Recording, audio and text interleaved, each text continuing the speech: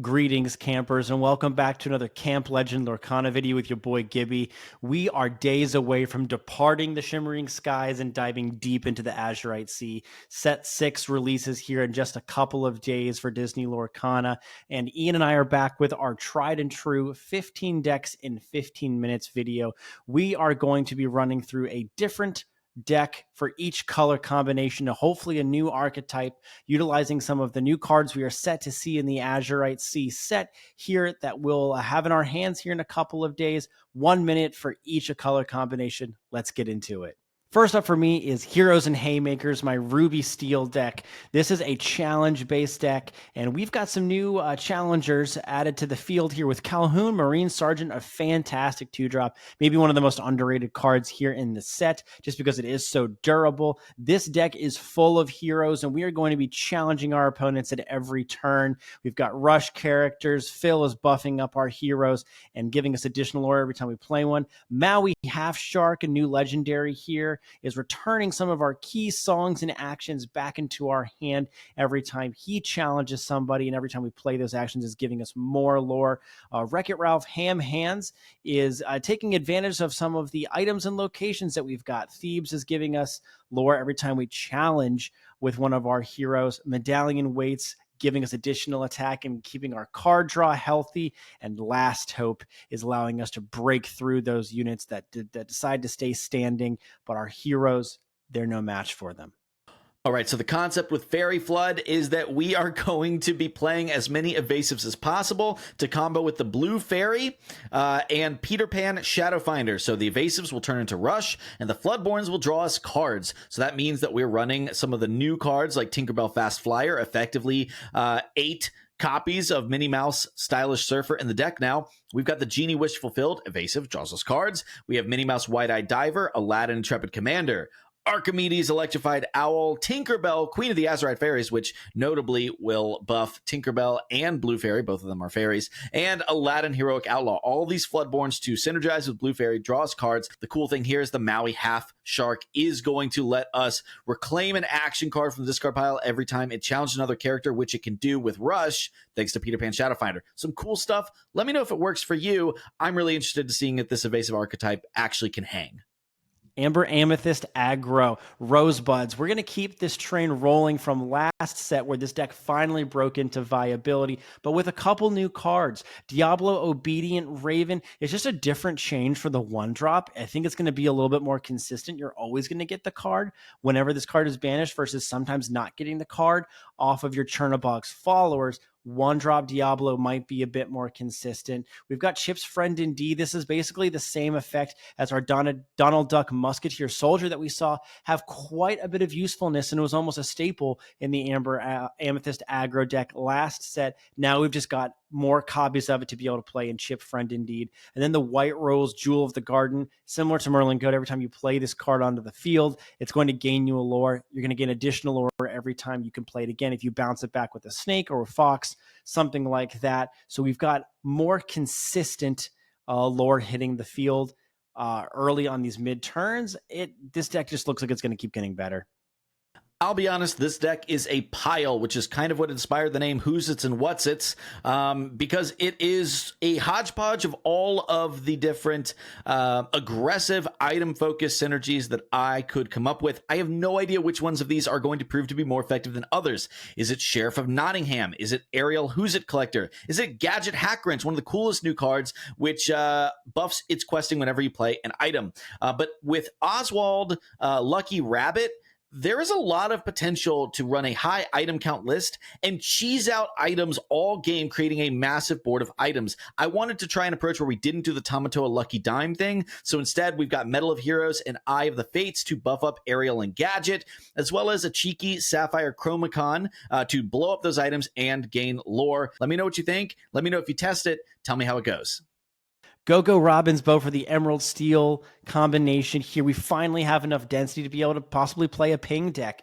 We've got Mosquito Bite here, a new 1-drop that just puts a damage counter on a character, not same thing as a damage, so it goes through resist, which enables a lot of our characters, a lot of our Robin Hoods, like Robin Hood Capable Fighter, Robin Hood Sneaky Sleuth, and even our Robin's Bow to continue to put damage and kill off characters as they come down. We don't have to wait for them to exert. We still have tried and true Tinkerbell, and all of these Robin Hoods are synergizing with our Sherwood Forest Outlaw Hideaway. So we've got a lot of ways to put damage on characters even like Go-Go Tomago, Darting Dynamo from this new set. The more damage we've got on the character, she can come down, pay a little bit extra, and gain instant lore from that. Every time we challenge a character, we're drawing cards off of Scar. This is a very fantastic deck that I look forward to playing, and I do think has quite a bit of viability. For Emerald and Sapphire, I put together a deck called For Pete's Sake, and that is because I am trying to resurrect the fabled Pete combo. So we are filling this deck with things that synergize with that, trying to combo out with 1 or 2 Petes, maybe an Alice Growing Girl, which of course synergizes perfectly with everything Pete's trying to do, passing along that attack that Pete gets to Alice so Alice can quest for 5. You similarly have Pain here to help out, where he can quest for 3 if he has 5 power or more, and then you have a lot of things to help support that. Basil is a support character. The new Gazelle gives evasive to things so that they stick around the following turn. Donald Duck basically is Pete's power, but without the questing, which is great because you can pass over his stats with the new Helping Hand, which is another cantripping action, which is going to allow you to give support to one of your characters, pass those stats over, help clear the board in trades, but also count as a card to cycle itself. All of these actions cantrip, every single one of them, except for You Came Back, and we are looking for the wombo combo of questing with a huge Alice or a Pete and then readying it to quest again. Airfoil is here to help with our card draw, and the new Owl Island Secluded Entrance is a really interesting way to cheese a couple extra points of lore when your opponent does not expect it. I may go over a minute here because I'm really excited about this deck. This is Checkered Flag Ambush. This is Amber and Ruby, a locations deck, and I am so excited for this combo. Sugar Rush Speedway allows us to move a character to this location for free, and then you can exert it to move it to another location for free and take a damage. Well, we've got this new Sugar Rush Speedway finish line. When you move a character here from a location, you may banish this location to gain 3 lore and draw 3 cards. So we move a character to Sugar Rush Speedway starting line, then we move into Sugar Rush Speedway finish line and gain a bunch of cards and a bunch of lore. Tuk Tuk allows us to move things for free to the locations. Jim Hawkins allows locations to come down for free, and he also can move to them pretty easily. Felix, Fix It Felix, Nice Land Stewart is making our locations have bigger defense, so they stay around longer. And Minnie Mouse Pirate Lookout, every time we ink a card, is pulling a location back from our discard pile to our hand. So we are recurring the Speedway finish line over and over again, and we are just blowing through lore till the game's over. Making a deck entirely around Chernabog has long been a personal quest of mine in Disney's Lorcana, so this deck is a next evolution in that project, mostly thanks to Dale, the Mischievous Ranger, which allows you to mill the top 3 cards of your deck in order to give a chosen character -3 attack. Not only is that going to be putting cards into our discard pile, building up for Chernabog, but it's also going to be reducing their ability to trade into our guys, specifically some of the great cards we have that mill, like Simba Future King, Cinderella Knight in Training, and of course we can see the Queen, Robin Hood, and now Simba's all can get shifted into bigger versions of Queen, Robin Hood, and yes, the new Simba Pride Protector. The idea here is we want to get that early shift, and similar to a Steel Song, we want to Whole New World, but the idea here is we're not refilling our hands with songs. We are getting the graveyard filled with units so we can start dropping free Chernabogs. I gotta be honest, this thing is so close to being the real deal. Amber and Emerald Princess Secret Service. We've got a deck made up of mostly lovely ladies with a couple others thrown in. We are going to be playing a lot of princess characters to really get off our Queen Sensor core. Whenever you have this item on the battlefield and you start your turn, if you have a princess or queen on the field, gain a lore. It'll also help us refill our hand if we look at the top card of our deck and it is a princess or a queen character.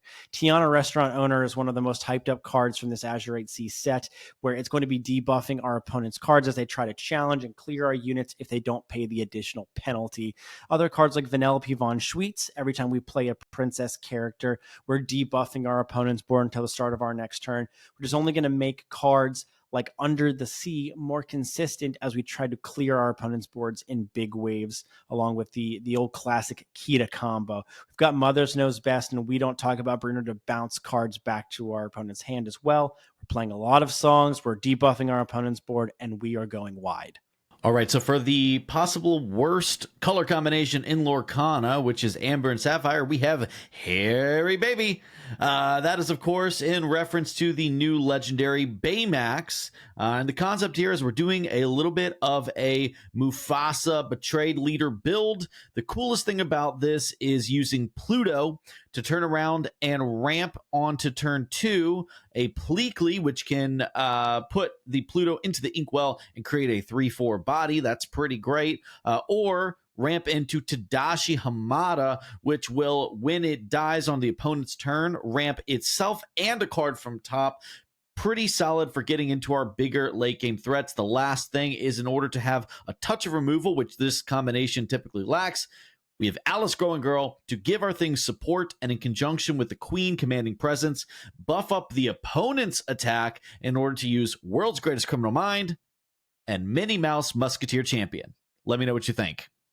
The Azurite Sea is all in on pirates and captains, and so is this Emerald Ruby deck, Scurvy Curve. We are playing almost nothing but pirates and captains.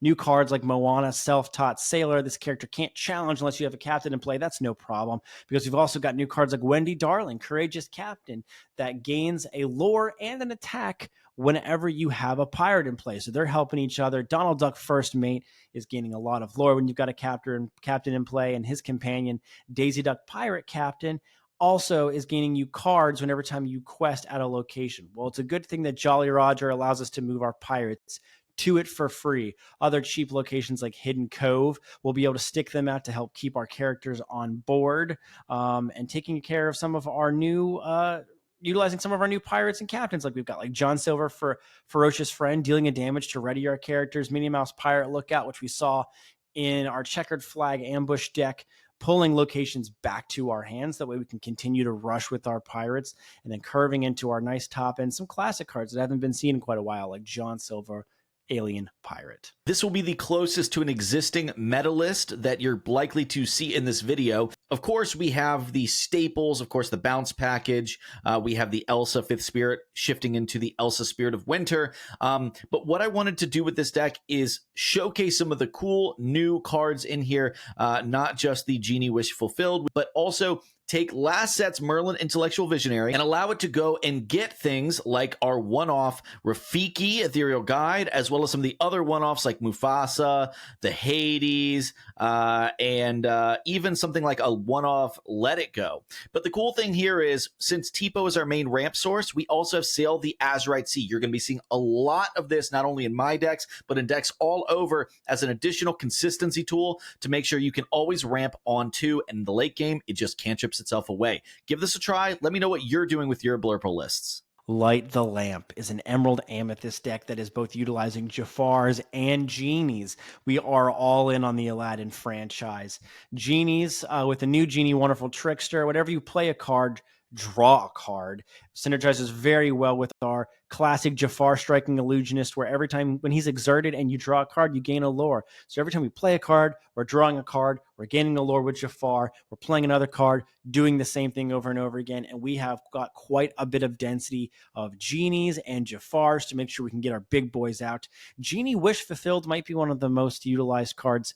It's going to be in this deck and a key to trying to get our big Genie out. It's an evasive 2/4 that allows us to draw a card when we play this character. And we've still got all of our Jafars. We're going to be utilizing the lamp here because we both have Jafars and Genies out. So we're going to be drawing more cards, bouncing our opponent's characters back into their hand until we can get our combo out, and then just keep it rolling. I Am Not Fast is probably my favorite of these new lists, because it's so similar to a list I loved back in the Rise of the Floodborn meta. That is, of course, a Grand Pabby red-blue item control deck. Of course, this Grandpappy opens up the ability to quickly close the game by healing with new items that you would normally not see in this deck, like Magic Golden Flower. The Popsicles also heal, which is pretty nice. We're damaging things with Mother Gothel and Teeth Inhibitions, and of course, we're challenging into things from time to time as well with our big Maui, which has a huge health pool, as well as a one-of Scar. The cool new addition, of course, is Baymax, which gives us another way to push lore throughout the game by healing our units up,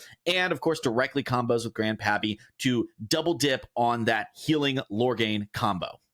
Last but not least is Floodborn Whirlwind, our Amethyst Steel deck. Our lower drops are helping set us up to be playing a lot of Floodborn characters in the late game. Cards like Blue Fairy, Rewarding Good Deeds, and our Chief Bogo, Respected Officer, are not only drawing us cards, but they're also doing whirlwind damage, dealing 1 to everything every time we play a Floodborn in our later turns. We've got both Archimedes and Robin Hood, our 1-drops that have bigger versions of themselves, Electrified Owl and Champion of Sherwood to curve into on turn 3. We've got our new Tinkerbell Fast Flyer that is helping us curve into our Tinkerbell Giant Fairy, and Queen of the Azurite Fairies, which is helping our fairies quest for more lore. We've got some nice clear tools utilizing some of our steel cards, our steel songs here, and the Amethyst drawing cards. Overall, we should be controlling our opponent's board quite effectively as we build and play some of our bigger threats. Thanks so much for watching. Hope you guys enjoyed all of those cool new archetypes that we are going to be testing and experimenting with. They probably all won't hit, but we're really excited to see which one of those actually have a chance in whatever the next Azurite Sea metagame looks like. Of course, do all the regular YouTube stuff, like the videos, subscribe to the channel, but also keep your eyes peeled because we're going to be doing some tabletop testing videos here soon where we're going to be trying some of these decks and some other ones that we have not shown you yet. So keep your eye out, and we'll see you on the next one.